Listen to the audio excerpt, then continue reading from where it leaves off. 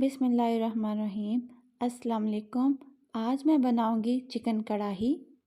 اس کے لیے میرے پاس 1 کلو چکن ہے اور ساتھ میں 2 پیاز، 2 ٹماٹر، 2 لیموں، تھوڑی سی ادرک اور تھوڑی سی مرچیں۔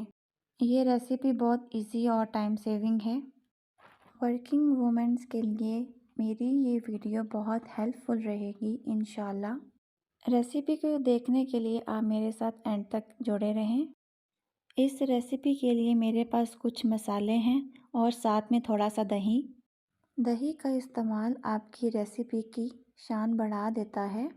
ہم حسب ضرورت کوکنگ آئل استعمال کریں گے۔ یہاں میں نے سب سے پہلے پیاز ڈالے۔ یہاں پر میں نے 2 منٹ کے لیے پیاز کو فرائی کیا۔ اس کے بعد میں نے ٹماٹر ڈالا۔ یہاں پر میں نے ان کو فرائی کرنا شروع کر دیا 1 سے 2 منٹ کے لیے۔ پھر میں نے سبز مرچیں ایڈ کی، 1 سے 2 منٹ کے لیے فرائی کر لیں گے۔ ساتھ ہلدی شامل کر دی اور اچھی طرح مکس کر دیا۔ 3 سے 4 چمچ اس میں کالی مرچ کا پاؤڈر ایڈ کیا۔ میں نے اس میں لال مرچ کا پاؤڈر ایڈ نہیں کیا۔ ساتھ میں ادرک لہسن کا پیسٹ ایڈ کر دیں گے۔ فریگنس اچھی دینے کے لیے میں نے اس میں دھنیا پاؤڈر استعمال کیا۔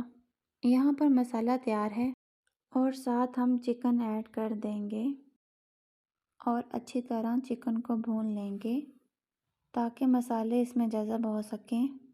5 منٹ بھون لینے کے بعد اس میں ہم دہی ایڈ کر دیں گے۔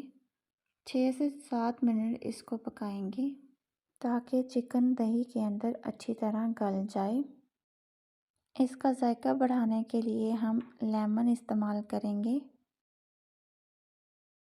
مزید 5 سے 6 منٹ اس کو اچھی طرح پکا لیں گے تاکہ چکن کا پانی اچھی طرح خشک ہو سکے اور ساتھ میں ہمارا پیاز بھی اچھی طرح پک جائے۔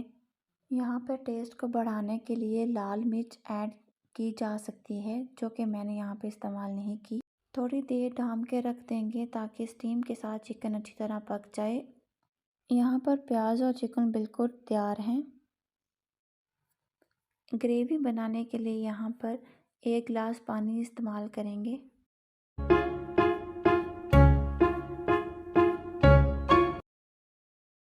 چکن کڑھائی بالکل ریڈی ہے۔